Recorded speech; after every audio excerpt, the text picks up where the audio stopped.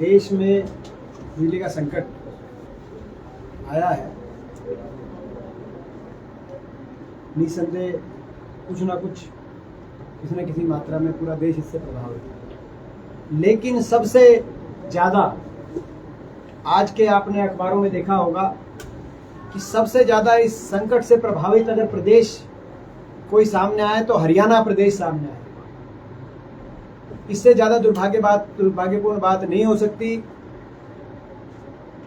पिछले 8 साल में इस सरकार ने जो प्रदेश 2014 में बिजली सरप्लस प्रदेश हो गया था, और ये मैं नहीं कह रहा, यही इसी सरकार ने 2015 में कहा कि हमारी बिजली सरप्लस है और झाड़ली के एनटीपीसी कारखाने की बिजली सेंट्रल पूल में सरेंडर करी थी। ये कहकर आज बिजली सरप्लस प्रदेश जिसको बना के गए थे कांग्रेस पार्टी की जो सरकार थी, हुड्डा सरकार थी, आज उस प्रदेश में सबसे ज़्यादा बड़ा बिजली संकट हो गया। मैं सरकार से पूछना चाहता हूं कि पिछले 8 साल में एक कोई थर्मल कारखाना सरकार ने क्यों नहीं लगाया? पिछले 8 साल में एक कोई नया बिजली का बड़ा कोई समझौता किसी बिजली के लिए स्थायी रूप से इसके समाधान के लिए लॉन्ग टर्म कोई एग्रीमेंट ऐसा क्यों नहीं किया? आपको याद होगा 2005 से पहले हरियाणा के अंदर मात्र 1500 मेगावाट की बिजली का खुद का उत्पादन था। पानीपत का एक केवल थर्मल प्लांट था और सारी उपलब्ध बिजली 4033 मेगावाट थी बाकी स्रोतों से। 4033 मेगावाट बिजली का जो हमारे को उपलब्धता 2005 से पहले 5 में थी। 9 साल की कांग्रेस पार्टी की हुड्डा सरकार के दौरान उस 4000 को बढ़ाकर 12000 मेगावाट तक बिजली उपलब्धता हरियाणा के अंदर, जिसमें 4 थर्मल के कारखाने लगाए गए। ये मैं तस्वीरें दिखाना चाहता हूं। इन तस्वीरों को भाजपा सरकार या तो मना करे कि ये तस्वीरें गलत है। 4 हमने थर्मल कारखाने लगाए, झाड़ली में, खानपुर में झज्जर जिले में, खेतड़ में, हिसार जिले में, यमुनानगर में और फतेहाबाद में परमाणु का कारखाना लगाया। 4 थर्मल का और 1 परमाणु कारखाना फतेहाबाद। यही नहीं,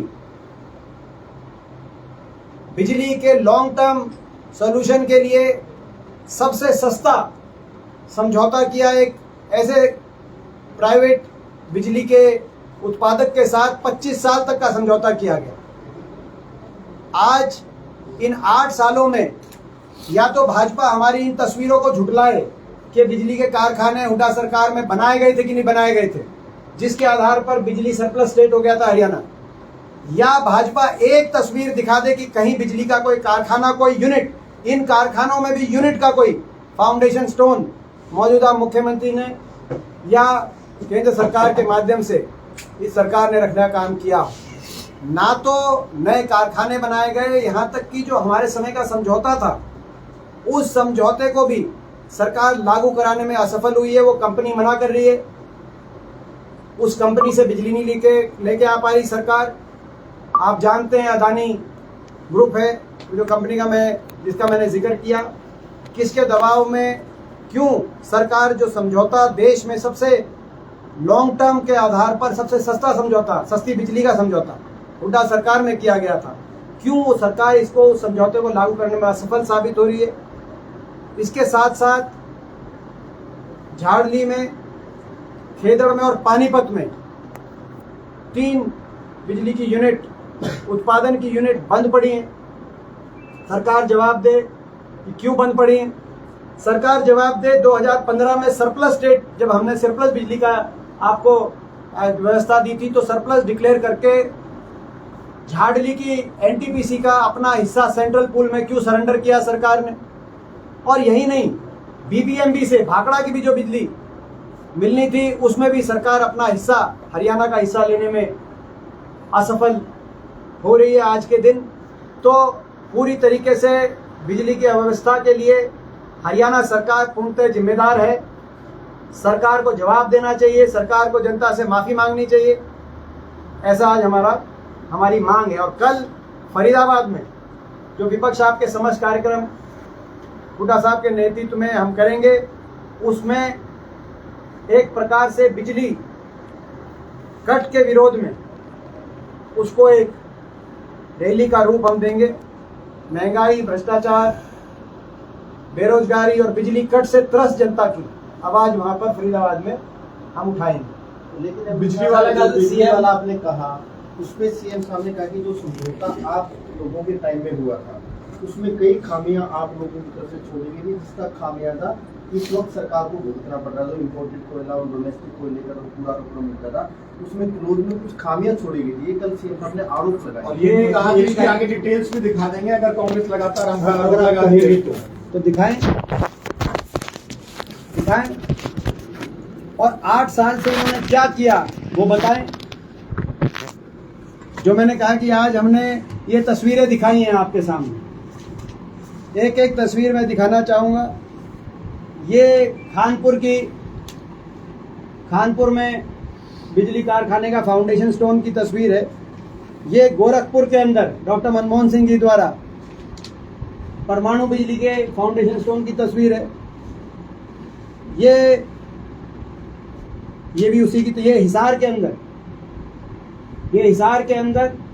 खेदड़ के अंदर बिजली के थर्मल कारखाने के फाउंडेशन स्टोन की तस्वीर। ये जमुनानगर के अंदर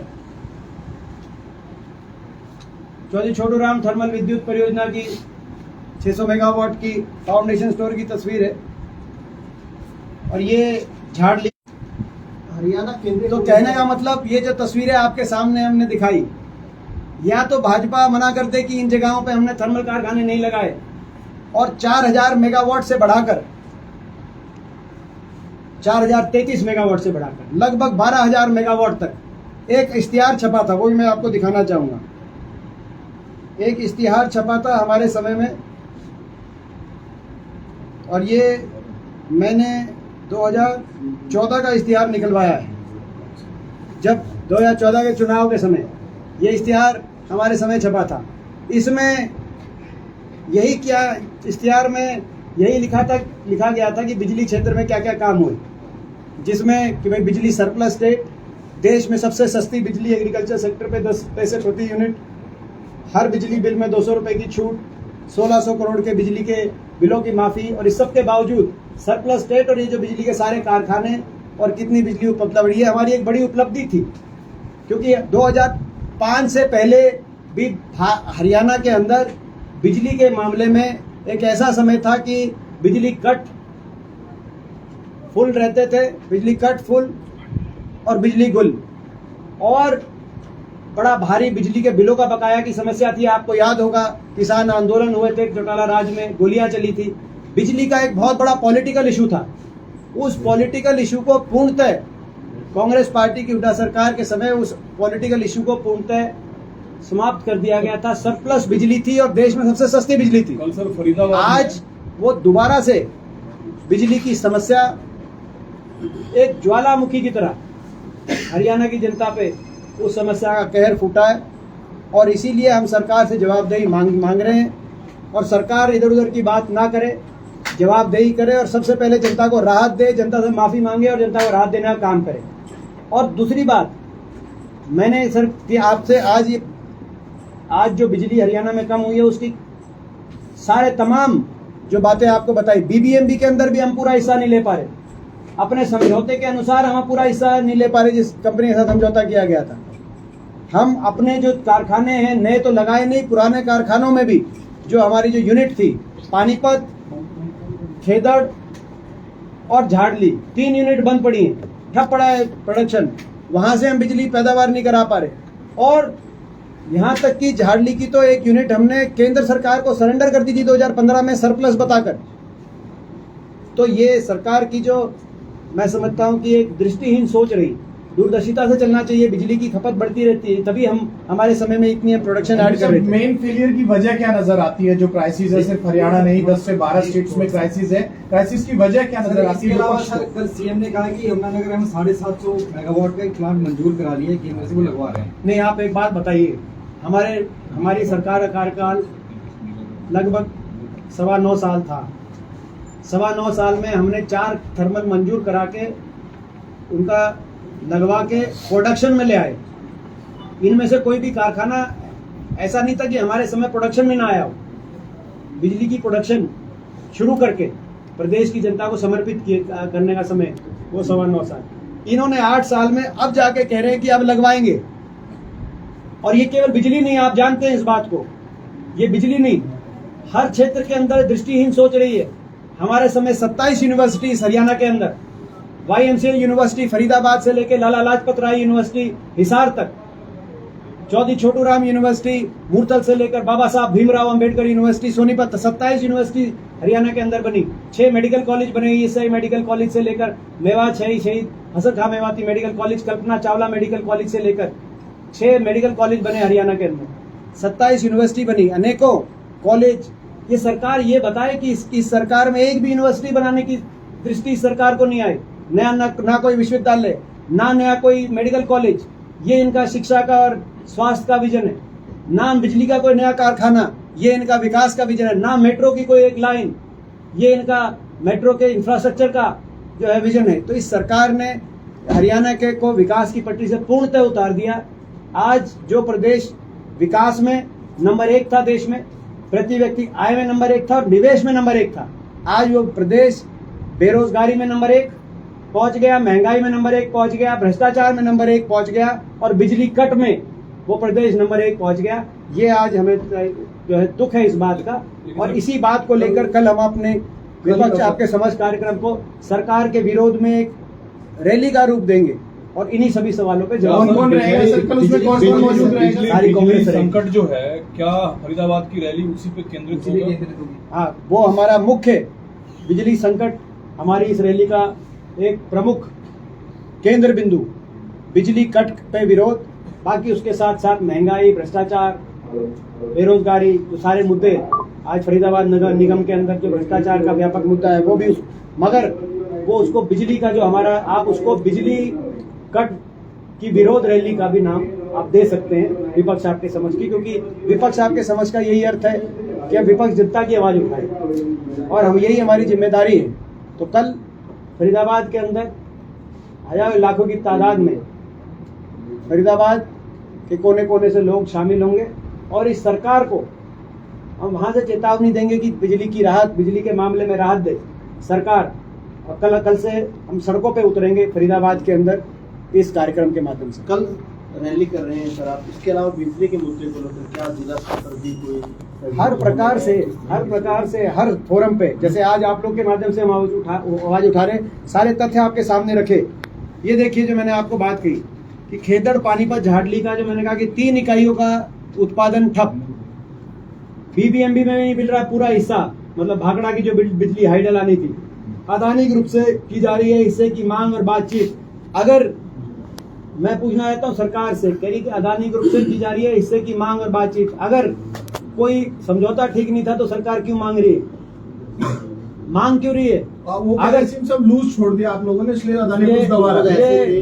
ये अब यानी कि कहीं ना कहीं ऐसा दिखाई देता है कि बचाने की, उनको उस ग्रुप को बचाने की कहीं ये कोशिशें तो नहीं की जा रही।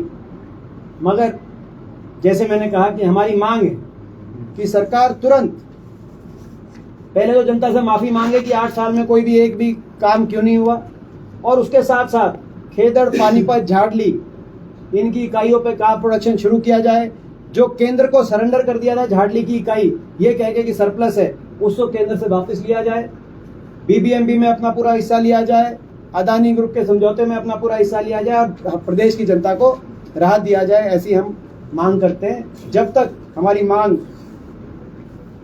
सर एक सवाल पॉलिटिकल है सर, आम आदमी पार्टी की पिछले ये देखिए, ये जो हमारे मंत्री जी हैं उनकी स्टेटमेंट देखिए। हमारे मंत्री जी हैं जो बिजली मंत्री हैं हमारे, उनकी स्टेटमेंट है कि जिस रेट पर समझौता हुआ उसी रेट पे बिजली दे अदानी ग्रुप। ये समझौता ये स्टेटमेंट का क्या अर्थ है आप सोच सकते। तो खैर, जो मैंने आपको जैसे बात कही कि आज इस सरकार जिम्मेदार है इस पूरे फेलियर के लिए, और जो है इसकी हम कल से सड़कों पे उतर रहे हैं। कल सड़क पे हम उतरे हुए दिखाई देंगे। फरीदाबाद से हम शुरुआत कर रहे हैं और जब तक राहत नहीं मिलेगी प्रदेश की जनता को, तब तक हम ये लड़ाई लड़ेंगे। ये पिछले दिनों एक प्रेस कॉन्फ्रेंस हुई आम आदमी पार्टी की और अशोक तंवर जो प्रदेश अध्यक्ष हुआ करते थे, आप लोगों की नई टीम बनी। उस दिन के अनाउंसमेंट के दिन ही एक प्रेस कॉन्फ्रेंस में ये कहा गया कि अब आम आदमी पार्टी की तरफ से कि ये कांग्रेस जो थी पहले तमाम वर्गों की पार्टी थी, अब जाति विशेष की पार्टी बनकर रहेगी। एक जाति की पार्टी है ये अगर किसी पार्टी ने या किसी नेता ने इस तरह की कोई बात की है तो दुर्भाग्यपूर्ण है। हमारा प्रदेश सभी का प्रदेश है, हर जाति और धर्म का। हमारा देश भी हर जाति और धर्म का प्रदेश है। हर वर्ग ने का अपना अपना योगदान है इस देश को बनाने में, इस प्रदेश को बनाने में, और सभी वर्ग एक साथ मिलकर ही देश प्रदेश को आगे लेके जा सकते हैं। यदि कोई पार्टी या किसी पार्टी का नेता ये कोई एक सोच है कि किसी वर्ग को अलग करके देश को आगे, प्रदेश को आगे लेके जाएगा, तो मैं समझता हूँ कि उस सोच का देश की आम जनता ऐसी सोच को स्वीकार कभी नहीं कर सकती। ठीक है, थैंक यू सर।